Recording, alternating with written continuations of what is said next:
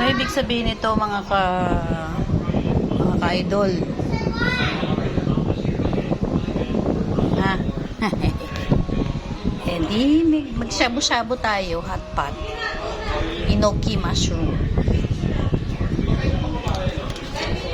Ayan yung ating crab stick. Meron pang isa.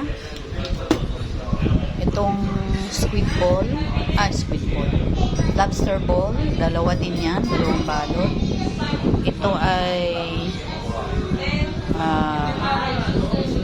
anong tawag dito? Gyoza. At ayan yung ating beef. 1 kilo po yan. Kaso matigas pa yung iba. Ano, 1 kilo po yan. Konti pa lang ang natanggal natin. Ito pa lang lumambot. Tapos ito ang ating mixed hot pot balls. Dalawa din yan. Ayan o. Dalawa.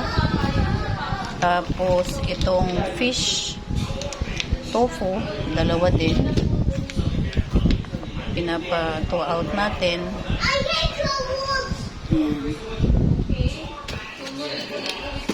Ayan. Mga kaibigan. Ayan ang ating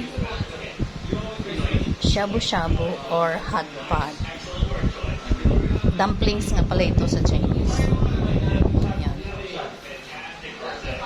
Okay, thank you for watching guys. At magluluto na tayo.